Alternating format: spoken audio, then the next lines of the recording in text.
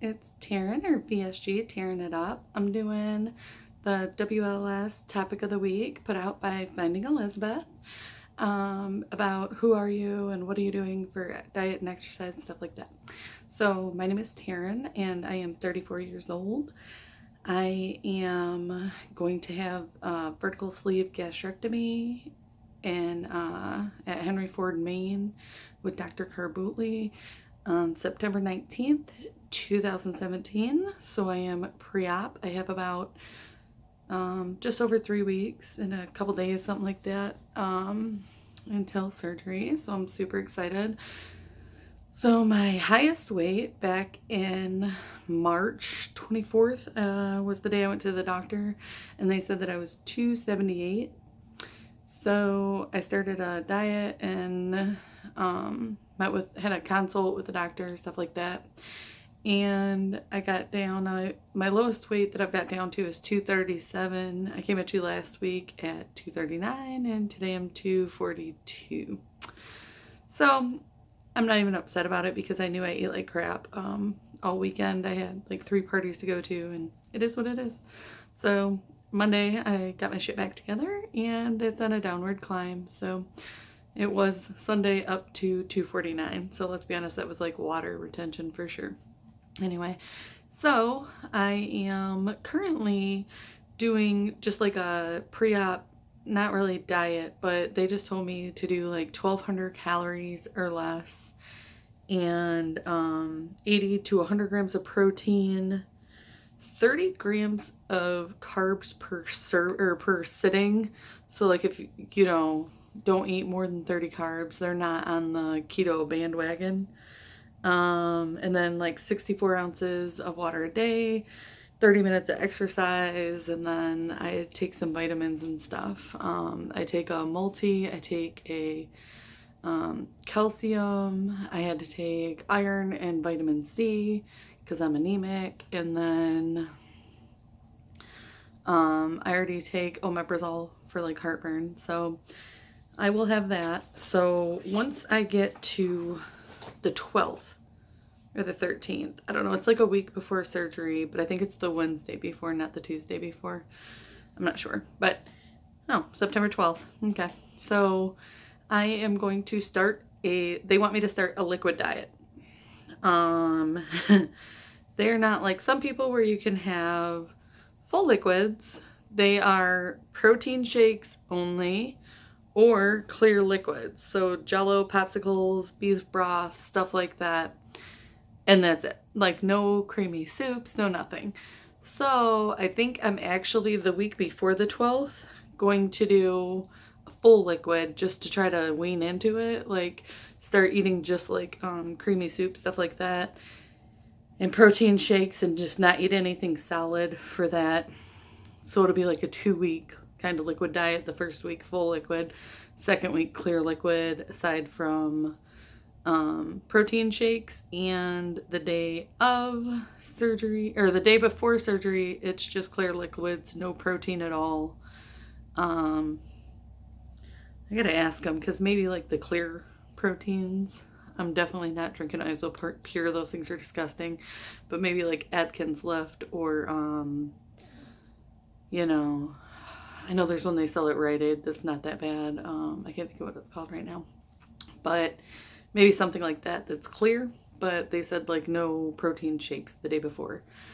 So I'm gonna pause it for a second. Okay, I just wanted to double check. So days 1 through 4 are clear liquids post-op. And then days 5 through 21 are full liquids. So 21 days after surgery, nothing but full liquids. And then it starts on pureed from days 22 to 28. And then soft foods 29 to 42 days, like the days after surgery. So it's going to be over a month, you know, after surgery that I can have anything solid. Probably not till like 2 months somewhere, maybe like a month and a half. I guess I'll figure out a little bit more as I go, but that's basically where I'm at right now. So right now I got a Fitbit Ultra.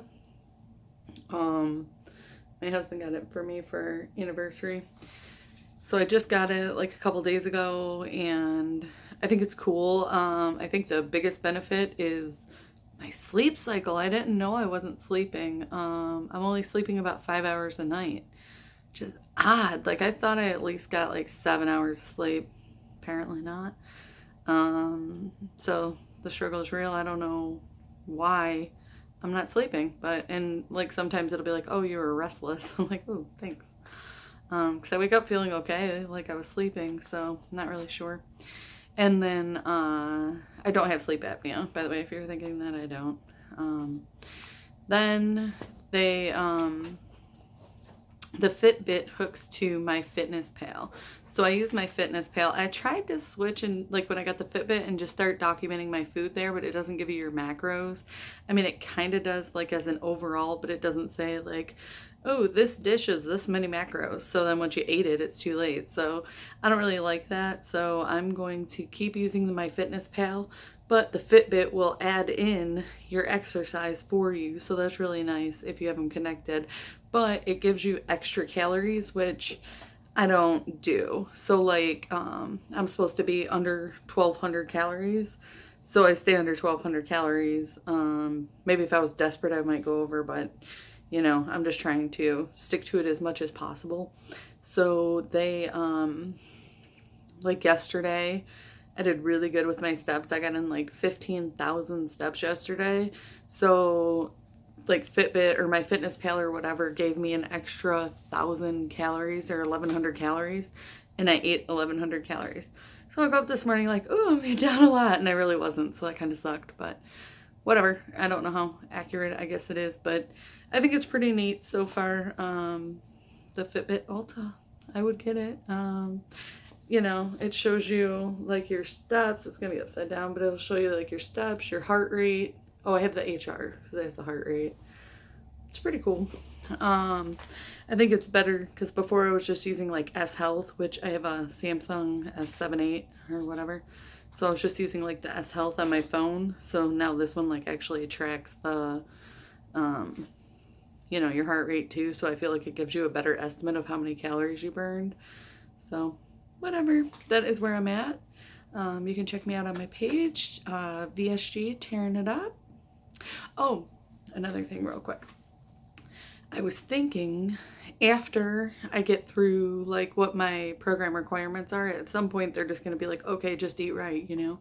My program is not one that says low carb. They say under 30 calories per sitting or whatever. But they're all about like moderation and stuff like that. Now, I did keto for a little bit and I ended up severely anemic, and I do blame the things that I was eating or not eating and not taking a supplement. That was my fault. But I don't know if I'm going to jump on the keto train. I know it does work, but I don't feel like that's something I could sustain for life. So there's a local doctor here out of Commerce, Michigan, and he's the doctor I found on YouTube when I was first looking into the surgery and was actually looking into going through him, but because of my insurance, I have to go through Henry Ford, Maine, which is fine. I love Henry Ford, so it's not a big deal. But he has a book out called A Pound of Cure. So he has like a whole program for vertical sleeve patients.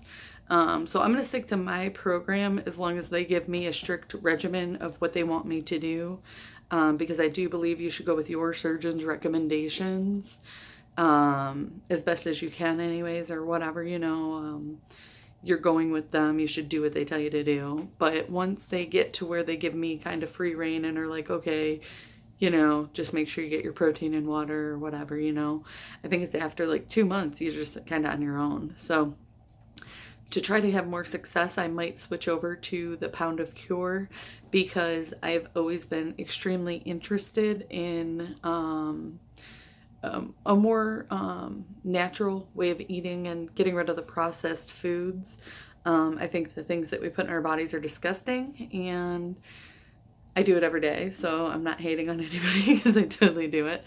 But if I'm going to go to something as extreme as doing weight loss surgery, I may as well try to benefit my life and get rid of the toxins that I've been putting in my body and switch over to a more holistic diet. Now, I don't think I'm going to go vegan or anything because I love meat. I do. I love it. Sorry, vegans. Love you anyways, but I like meat. So, but I do think that switching your diet to more plant-based and more natural, unrefined and unprocessed is the way to go for me. So hopefully I'm going to work towards that after surgery. If you have any questions, please comment below. You can subscribe to my channel if you want to follow my journey. If you have a surgery date coming up or somewhere, you know, in the same range, let me know and I'll follow your journey as well. All right, thanks. Bye.